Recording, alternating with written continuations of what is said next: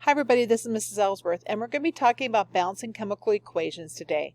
And so I'd like you to know that this is a chemical equation right here, and each of the formulas are already put in there perfectly. There's nothing that you have to worry about them. Notice that oxygen is alone, and when they're alone you do not worry about its charge. You know how oxygen's got that -2? You only worry about that when it's an ionic compound, so you do not worry about it in this situation here. However, when they are alone, you do have to worry if they are a diatomic molecule. You've got a set of, a little chart of diatomic molecules on your purple polyatomic ion chart, and I also have one above my periodic table explaining which elements are diatomic, so that you've got those 7 in a list there.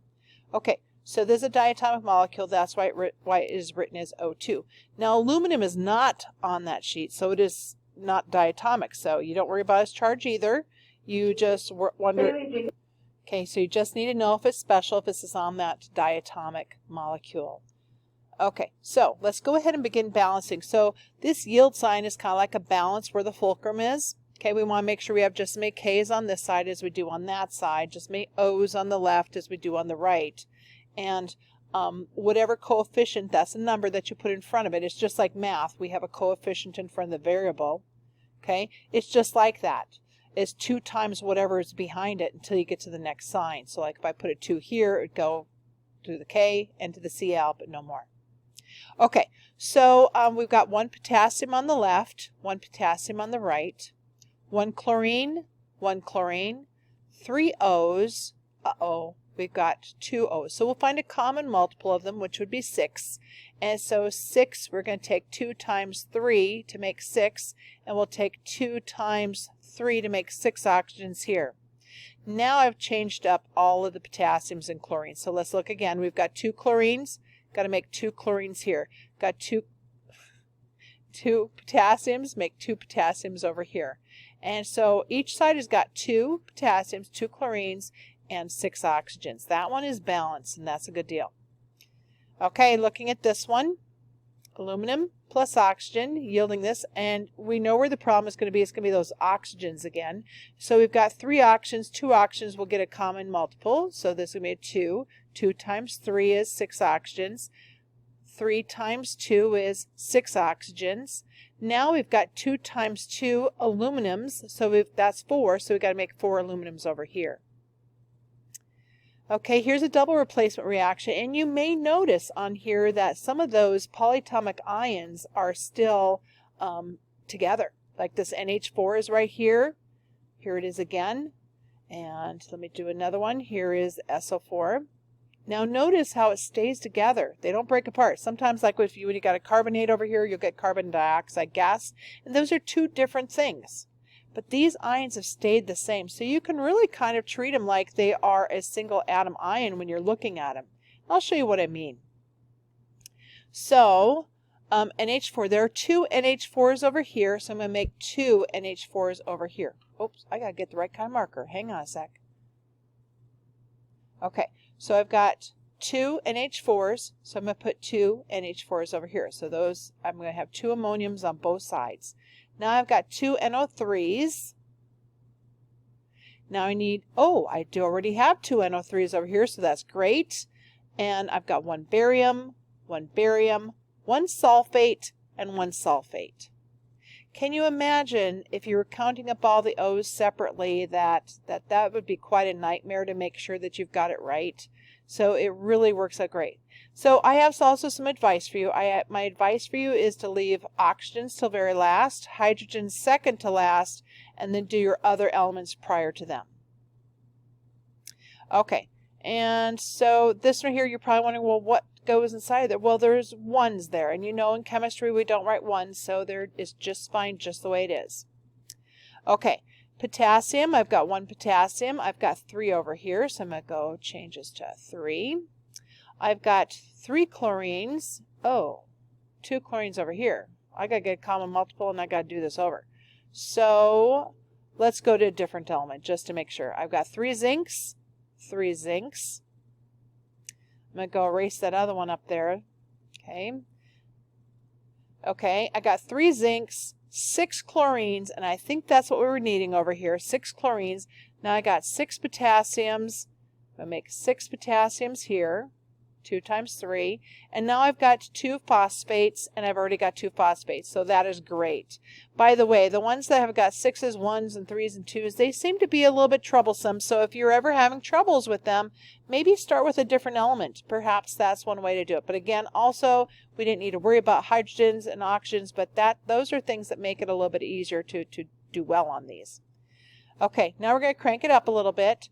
Hydrogen.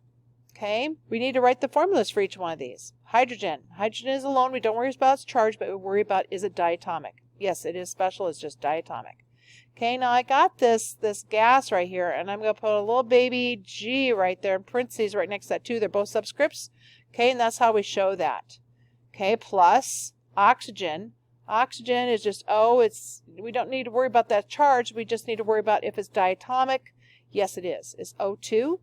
And then we've got a gas again, so I got to put a little baby G there. And it yields, and I don't know why they put aqueous here, but we're going to just go with it to learn a little bit more. Water we know is H2O. That's so nice. And then aqueous, we put a little AQ there. And I think that they'd been better off to put a L for liquid. And if it's a L, we put a cursive L so it doesn't look like a 1. If it's a solid, we'll put a little baby S like that, where it's small like these ones. Aqueous actually means this in a solution of water. Okay, so it's a salt mixed in a solution of water. So that's really not appropriate here, but hey, we're just learning right now. Okay, so we've got all of the formulas written out correctly, and that's your first step. Write out all the formulas correctly. Don't ever change them again. Now we need to go and add coefficients in front to make sure that we can balance it. So you got the same number of hydrogens as you do oxygens on each side of the yield sign. Okay, I've got 2 hydrogens, 2 hydrogens, 1 oxygen, 2 oxygens. Oh, now you can't put a 2 in here.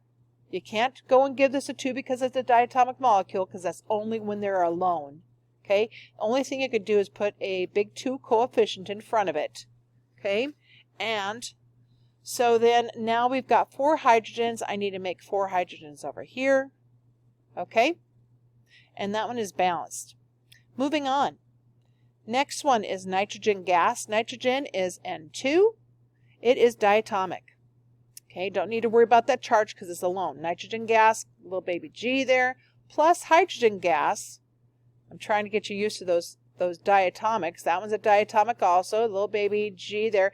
And then also ammonia. It yields ammonia. In fact, I want you to put ammonia. It is NH3 on your purple polyatomic ion chart. Write it down as ammonia. That's the household name for it. Otherwise it'd be nitrogen trihydride. And so go ahead and put that on there. And you do have a polyatomic ion called ammonium, which is NH4 with a plus charge there. Not the same thing. Okay, so I'm going to do NH3. Okay, so nitrogen, 2 nitrogens. 6 hydrogens, make 6 hydrogens here. Okay, moving on to the next one. Aluminum bromide. Aluminum is in a compound right here, aluminum bromide. So you need to do the +3. Bromide is Br with a -1. You do the switching there and you get AlBr3. And you add it to chlorine gas. You know chlorine, we've got to put a little 2 on it because chlorine is one of those special diatomic molecules. We've got gas written there, so a little G there. And then it yields aluminum chloride. So aluminum here is a +3. This is a compound, so you need to write out the compound and write out the formula. Cl, and that's -1 there. Okay, so it's going to be AlCl3 when you switch it around. And this is a solid, it's a precipitate. Sometimes you can put a little PPT there. Okay, and then we've got bromine. Notice it doesn't say bromide, it's bromine. That is an element, it's alone, and it is on your diatomic ion chart. You need a little G there for gas.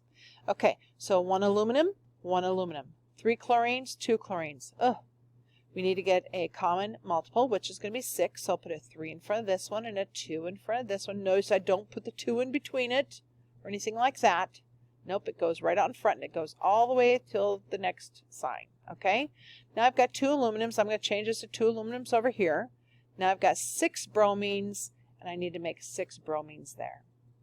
So that's beautiful. Okay, hydrochloric acid, check that out. What is that formula for that one? Look on your chart on your purple sheet. Okay, it's HCl. Okay, it's added to sodium hydroxide. Sodium is a +1. Hydroxide is on your purple sheet also, and it's a -1. So it's NaOH. Okay, and it produces, so it means a yield sign, sodium chloride, we know that one, and water.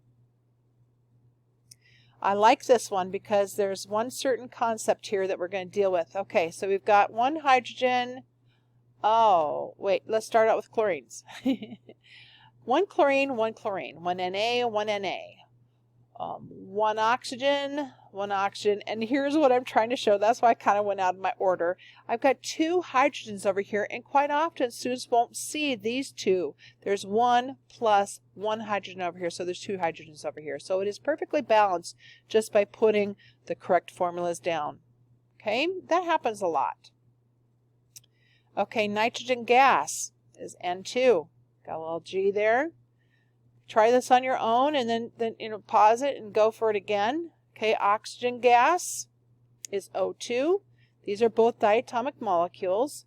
Okay, they react to form dinitrogen N2 pentoxide. So that's got a 5 there. Okay, so 2 and 2, 5. So we got to get 10 to be a common multiple there. So we're going to put a 5 in front of this one and a 2 in front of this one. So now we got 4 nitrogens, and we'll make 4 nitrogens over here, and that's a good bingo. I think that I want you to, there's 2 questions right below this. I'd like you to answer those before you come to class, and we're going to discuss that tomorrow. Have a great day.